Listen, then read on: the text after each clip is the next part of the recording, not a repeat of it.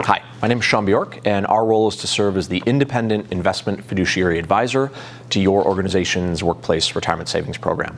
Thanks for investing the time to join us for the fourth quarter Student of the Market update. The goal for this series is to inform not only the important financial decisions being made in your workplace retirement savings program, but beyond. So with that, a lot of interesting stuff year to date here in 2022. Let's get started. So the good news and the welcome news is a very strong October for U.S. stocks. What's really interesting when we look at this chart here is that there's only been 8 other periods in market history where stocks have been up over 8% while bonds were down.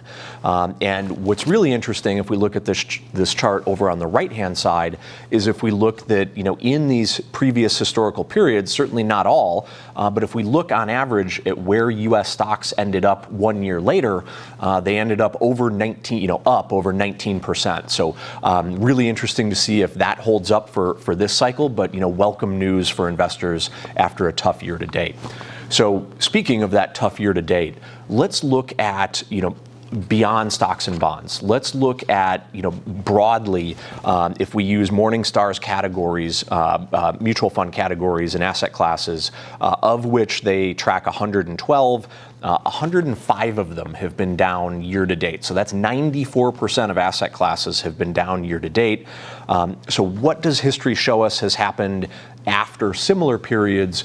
Well, after similar periods where it feels like nothing's working, the market has historically tended to rally in a big way, and diversification has come back in a big way. So again, interesting to see if that holds up for this cycle. And given how difficult it's been year to date for most investors, that certainly would be welcome.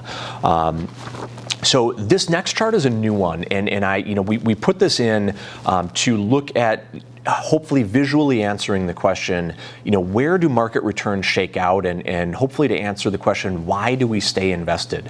So if we look at this chart, what we're looking at here is the distribution of returns of the U.S. stock market. And really interestingly, since 1926, the average return for U.S. stocks has been about 10%. Yet, when we look at the distribution chart, only 6 years have been near that average, between 8 and 12%. So when we look at that chart, we say, okay, well, what does that tell us? Well, what that tells us, and what really jumps off the page if we look at this, is over on the right-hand side is all the great years. And we're drawing a line in the sand at 20% or greater as being a great year. I think we can all agree that would be a welcome and great year. What's interesting is that those 20% or greater years really drive almost all of the long-term wealth creation for U.S. stocks. And so if we think about it, what does this mean to us? Well, it means that the volatility is really the price of entry, and we really need to hang on and stay invested and stay disciplined to be, a participant for those great years. So let's look at updating our volatility chart year to date and illustrate this point a little bit further. So if we look at our volatility chart year to date, again, as a refresher, these are 2% or greater market moves in a given day, up or down. What we can see here is that, year to date, there's been a lot of uncertainty, no surprise. We see, the market doesn't like volatility, it's looking for direction. We have an uptick in these 2% or greater moves. What's interesting is that they're about evenly split in terms of up and down moves, so 15 and 18 respectively. So, again, what does that mean to you as an investor? It means that it's really hard to time the market because the good and the bad days, they tend to live in the same neighborhood. And so it's really hard to tease the good out from the bad and to time the market. So again, staying invested, sticking with it, understanding that volatility is the price of entry is something that's an important concept to lean on when we're making decisions within our retirement savings plan and beyond. So what are some effective strategies we can utilize? One is going to be diversification.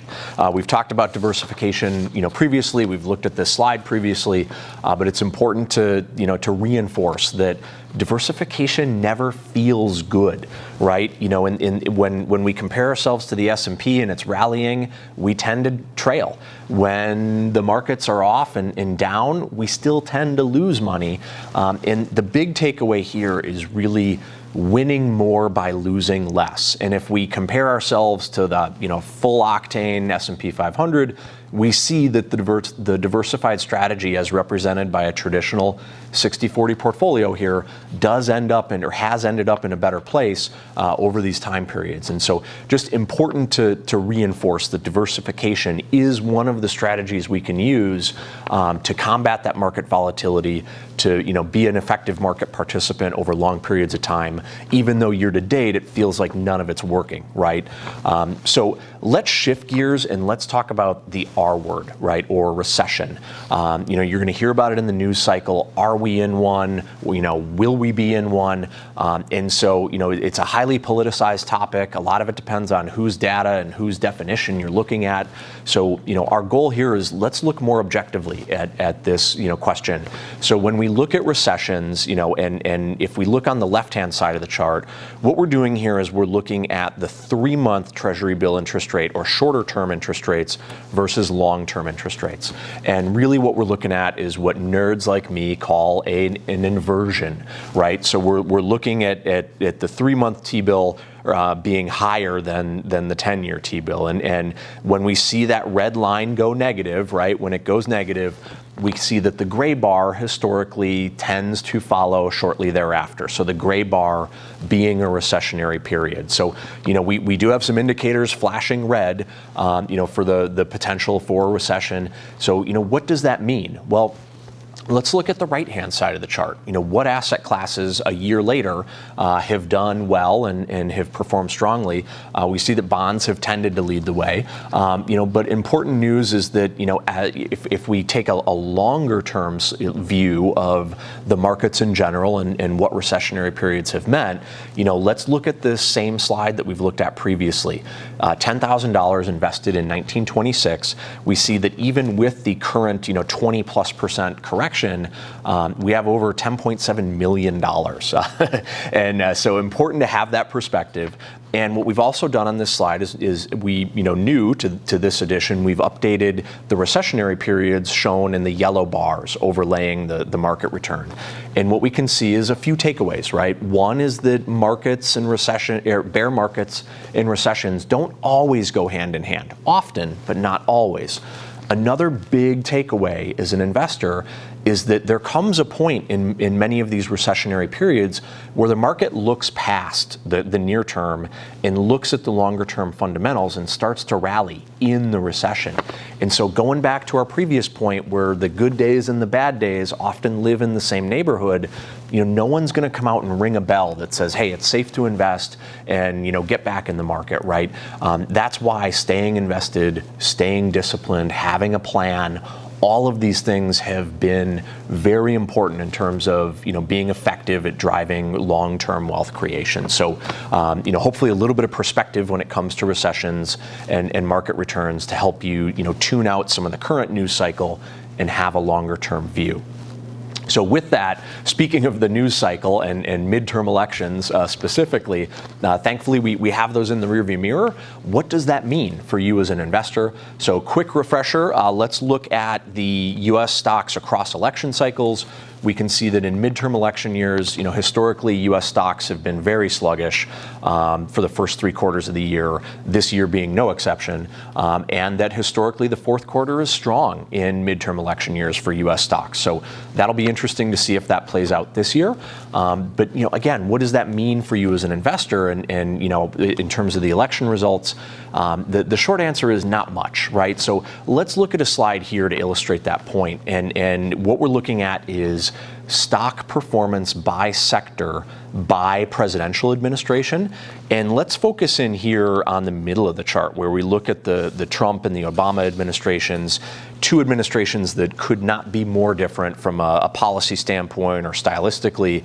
And we see that the top sectors and sector performance in general during these 2 administrations is almost identical. And so the important takeaway here as an investor is the markets tend to be driven by by their own fundamentals. The economy is driven by its own fundamentals, and often it looks past the current administration. So just important to keep in mind that it's easy to get wrapped up in the current news cycle, but when we actually look at what that translates to in terms of market performance, not much is really the big takeaway. So finally, let's talk about split control of government, which is the end result of the midterm elections here. And while a little bit of it's still up in the air, it does look pretty clear that we're going to have a split control of government. So what does that mean to you as an investor? Well, again, not much, right? So really no pattern to discern here, other than, frankly, just to reinforce the resiliency of the U.S. stock market over long periods of time. So with that, we're going to put some important disclosures up on the screen. Thank you very much for investing the time to become a student of the market and to hopefully inform the important financial decisions being made, not only in your organization's workplace retirement savings program, but beyond. So with that, thank you, and we'll look forward to seeing you next time. So long.